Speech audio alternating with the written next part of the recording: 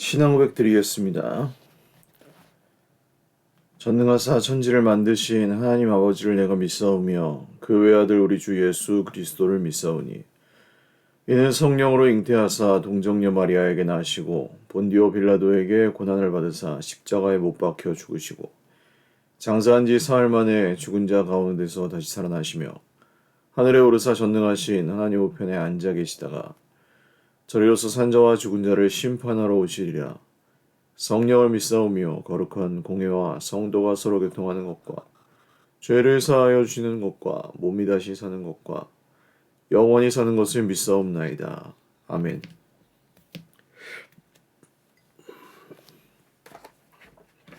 찬송가 330장 찬송 드리겠습니다.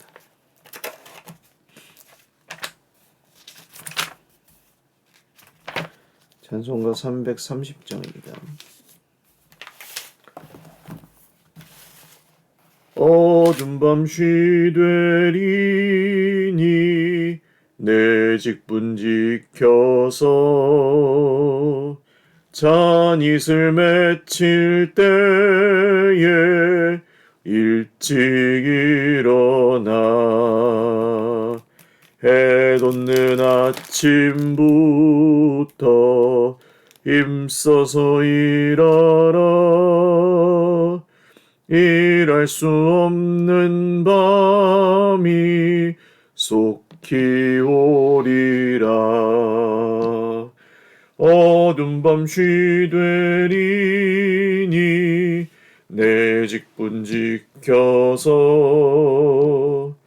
일할 때 일하면서 놀지 말아라. 낮에는 수고하나 쉴 때도 오겠네. 일할 수 없는 밤이 속히 오리라. 어둠 밤 쉬되리니 내 직분 지켜서 지는 해 빗긴 볕에 힘써 일하고 그 빛이 닿아여서 어둡게 되어도 할 수만 있는 대로 힘써 일하라. 아멘. 하나님 말씀 열왕기하 13장 14절에서 25절입니다. 열왕기하 13장 14절에서 25절 말씀.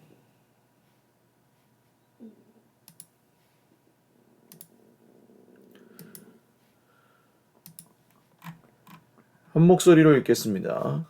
엘리사가 죽을 병이 들매 이스라엘의 왕 요아스가 그에게로 내려와 자기 얼굴에 눈물을 흘리며 이르되 내 아버지여 내 아버지여 이스라엘의 병거와 마병이여 하매 엘리사가 그에게 이르되 활과 화살들을 가져오소서 하는지라.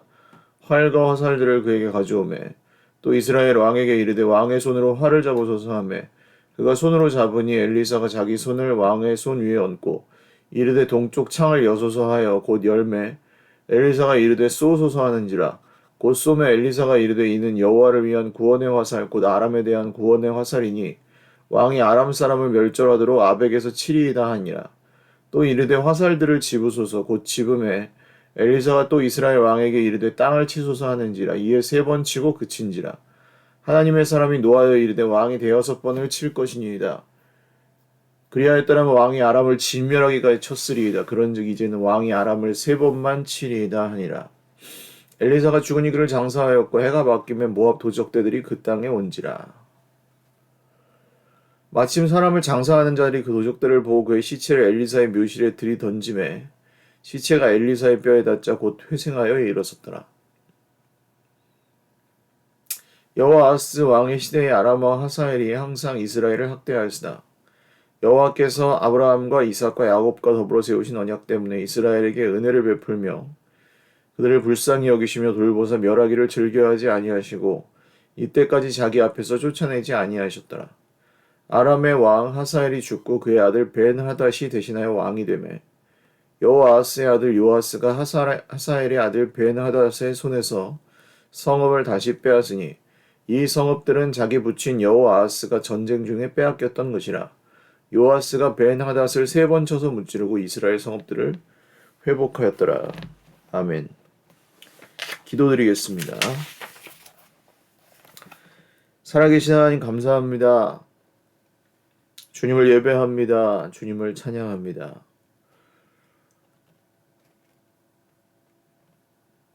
죽은 자가 살아나는 몸의 부활을 저희들이 믿습니다. 우리가 육신의 생명이 끝나는 날이 오겠으나 주님이 다시 오시는 날 주님의 나라는 완성될 것이고 그때 우리가 다 함께 주님이 부활하신 것처럼 다 함께 일어나 주님을 맞이하게 될 것입니다.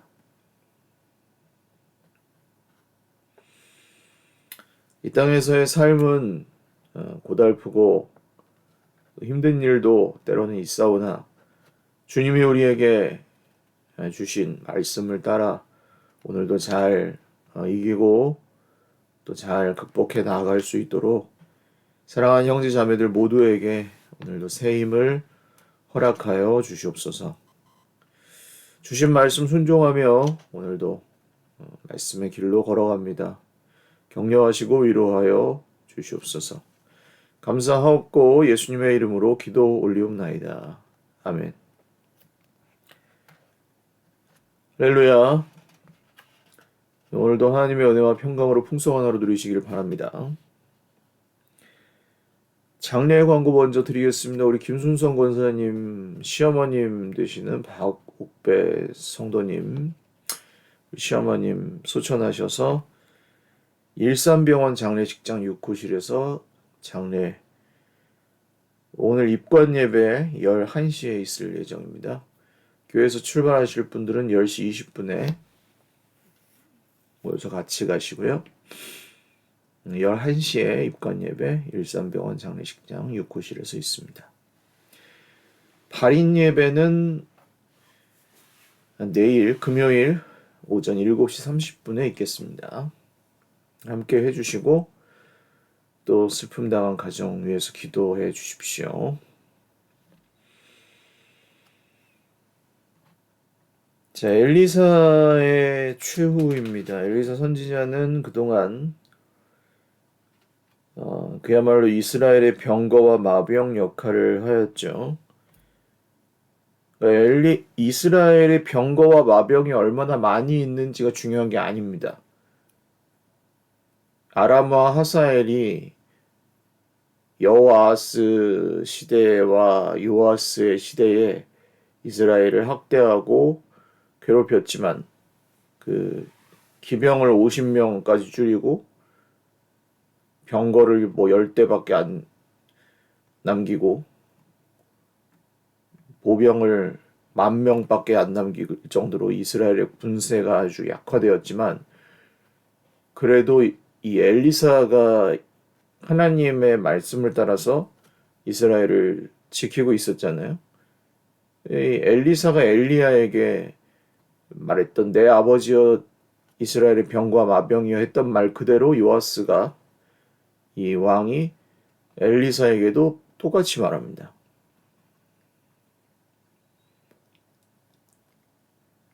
그래서 엘리사가 왕에게 활과 화살을 가져오십시오. 활을 잡으시고 동쪽 창을 여셔서 쏘소서 열고 쏘소서 했더니 쏘매 고네 화살이니 왕이 아람 사람을 멸절하도록 아벡에서 치리이다. 화살들을 집으소서 땅을 치소서. 근데 이게 무슨 짓인가 싶었는지 3번 치고 말았던 거예요. 왕이 5번 치셨으면 진멸하기까지 쳤을 텐데 아람을 완전히 그냥 망하도록 치셨을 텐데 이 3번 치셨으니까 3번 치시고 끝날 겁니다. 그러니까 하나님 앞에서 하나님의 선지자가 하라고 하는 일들의 이유가 있죠.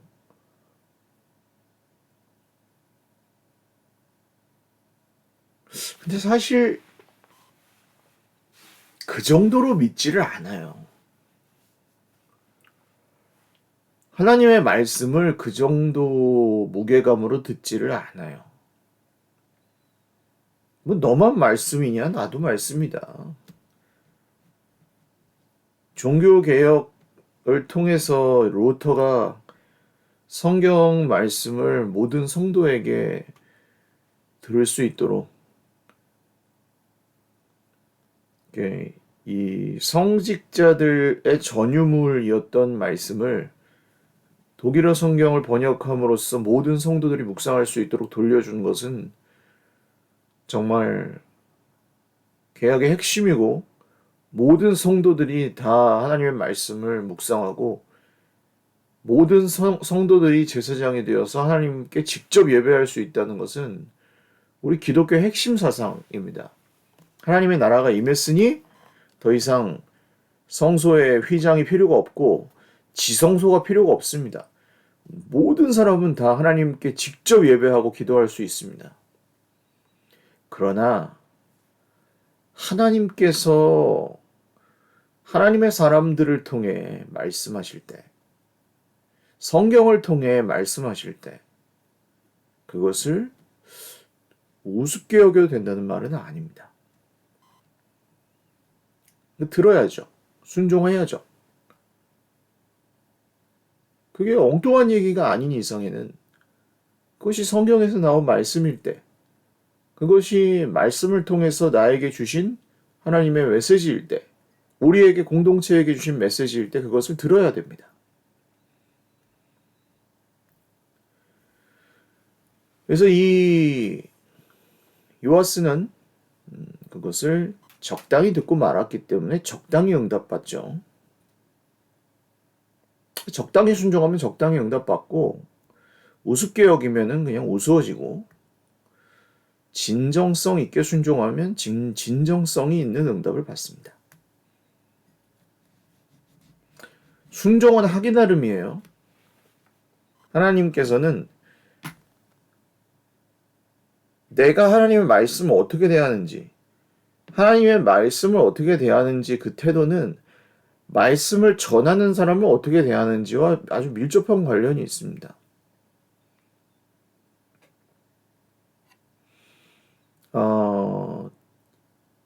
엘리사가 죽었고요. 해가 바뀌며 모압 도적대들이 그 땅에 온지라.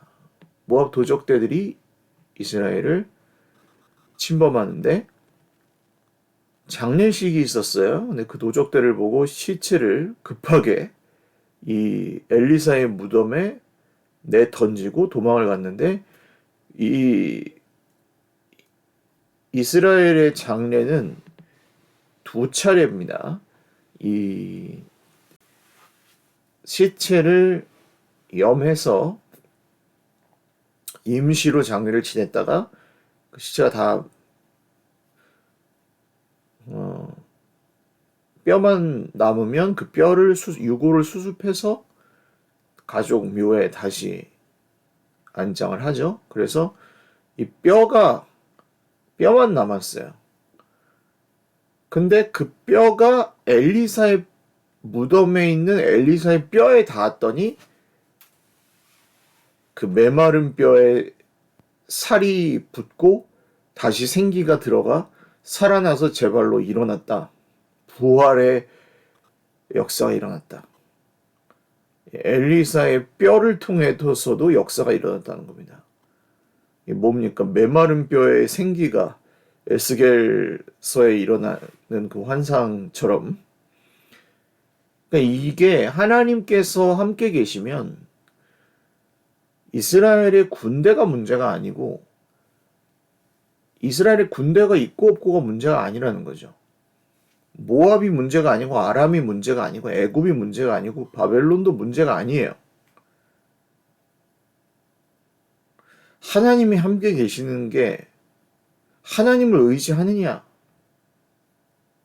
정말 하나님을 신뢰하느냐?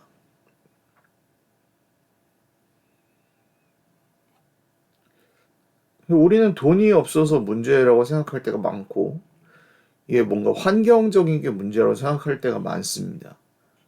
그런 걸로 이제 뭔가 한계를 짓고, 그런 것 때문에 결정하고, 그런 걸로 인해서 이제 뭔가 되고 안 된다고 생각할 때가 많아요. 물론 그런 것들을 대비해야 합니다.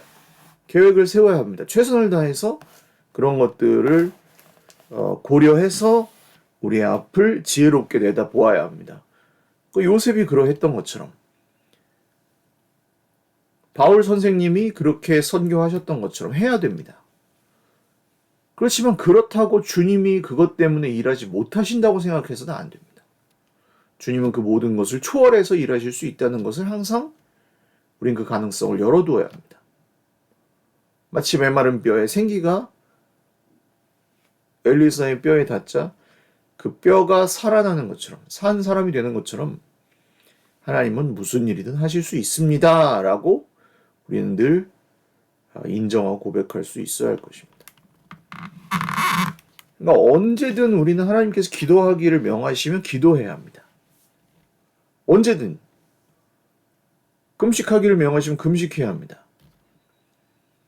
무릎 꿇기를 명하시면 무릎 꿇어야 합니다. 우리에게 더 큰 믿음을 요구하시면 더 믿어야 합니다.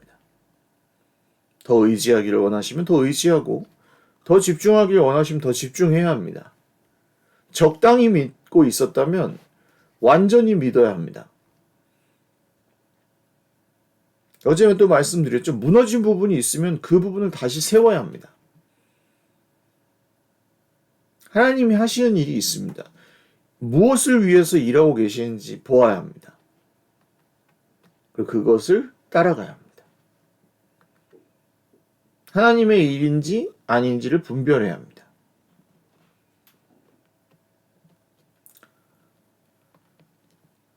하사엘에서 베나닷으로 바뀌죠. 아람의 왕이. 그렇지만 요아스는 하나님 말씀대로 다시 베나닷의 손에서 성읍을 빼앗고 엘리사의 말처럼 3번 베나닷을 무찌르고 이스라엘 성을 회복하게 됩니다. 말씀이 이루어진다는 거죠. 3번 쳤기 때문에 3번 무찌를 것이다.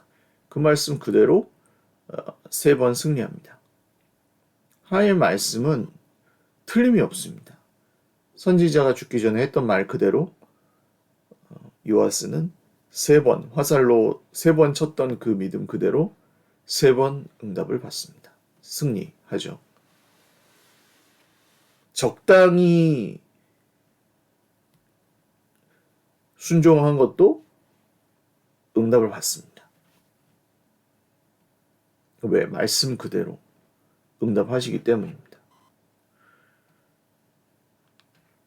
우리는 말씀대로 응답하신다는 것을 간과하고 살 때가 많이 있습니다. 하나님이 말씀대로 응답하십니다. 그러니까 다른 근거를 자꾸 찾으려고 할 필요가 없습니다. 말씀대로 하십니다. 자꾸 말씀이 아닌 다른 것을 구하려고 할 필요가 없습니다. 단순하게 하나님의 뜻을 구할 때는 말씀 안에서 구하는 거죠. 자꾸 말씀이 아닌 다른 데서 하나님의 뜻을 찾으려고 하면 혼란에 빠질 뿐입니다. 하나님이 나를 사랑하지 않으실 리가 없습니다. 의심할 필요가 없죠. 하나님이 예수 그리스도의 피값으로 겁주고 사신 우리를 사랑하지 않으실 이유가 없습니다. 그 의심할 필요가 없습니다. 아무리 환경이 어려워지고 아무리 내 인생이 고달프다 할지라도 하나님의 사랑을 의심할 필요가 없습니다. 다른 데서 근거를 찾지 마십시오. 내 환경이나 내 인생이 아무리 힘들어질지라도 하나님의 사랑을 의심하거나 두려워할 필요가 없단 말이에요. 그 말씀대로 응답하신다는 거죠. 말씀이 아닌 다른 데서 자꾸 하나님 날 사랑하지 않으시나 봐. 이렇게 찾기 시작하면 헷갈릴 뿐입니다. 힘들어질 뿐입니다. 고통스럽고 하나님을 의심하고 하나님이 아닌 다른 것을 섬기면서 살아야 하는 거죠. 말씀 정리합니다. 적당한 순종에는 적당한 응답이 주어질 뿐이고 우습게 여기는 그 불순종에는 우스운 응답이 주어질 뿐입니다. 진정성 있는 순종에 진정성 있는 응답이 충분하고 완전하게 주어집니다. 죽은 시체에 뼈가 닿았을 때 그 뼈가 살이 붙어서 사람이 생기가 들어가서 살아나는 것, 불가능해 보이는 일이 일어납니다. 아람 군대, 바벨론 군대, 아수르 군대 다 상관없습니다. 이스라엘에 군대가 있냐 없냐가 상관이 없습니다. 모압 군대가 도적이 쳐들어오고 상관없습니다. 돈이 있고 없고 힘이 있고 없고 지식이 있고 없고 내가 나이가 몇 살이고 상관 없습니다. 누구를 의지하고 계십니까? 하나님을 신뢰하고 의지하십시오.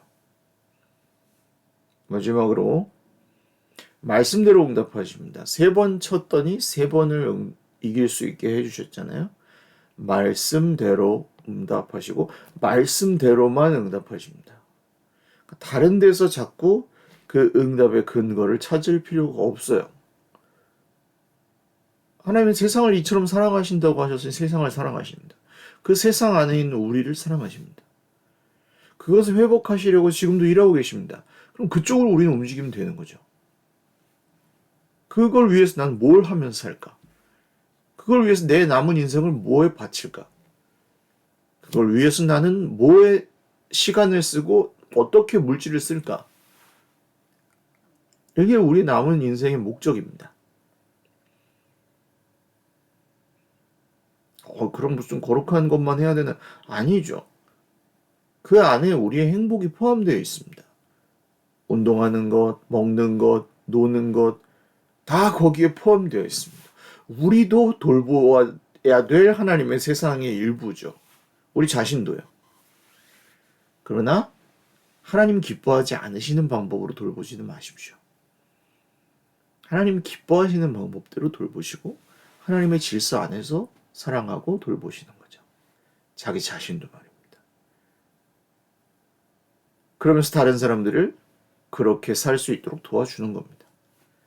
그게 하나님께서 남은 우리의 삶에 원하시는 뜻일 것입니다. 다른 걸 고민할 이유가 없습니다. 할 게 너무 많죠. 그것만 해도. 교회 안팎에서 우리 할 일들이 너무 많습니다. 우리가 부름받아야 되는 사명들이 너무 많습니다. 그것을 우리가 함께 고민하며 이루어간다면 우리와 우리 공동체와 우리 주변에 우리를 둘러싼 모든 삶은 조금씩 회복되고 더욱 좋아지게 될 것입니다. 기도하겠습니다. 살아계신 주님, 엘리사의 마지막 길은 결국 이스라엘을 축복하는 길이었고 그 앞에 선지자의 말을 적당히 들었던 요아스에게는 적당한 응답이 주어졌습니다. 이스라엘을 사랑하셨던 아브라함과 이삭과 야곱과 맺은 언약을 기억하셨던 하나님은 그래도 그들에게 선을 베푸시고 그들을 지켜주셨습니다. 하나님, 오늘 저희도 주님의 말씀대로 응답하시고 말씀으로 응답하시는 것을 믿사오니 주님의 말씀을 가볍게 여기지 않고 오늘도 귀 기울여 듣고 순종하면서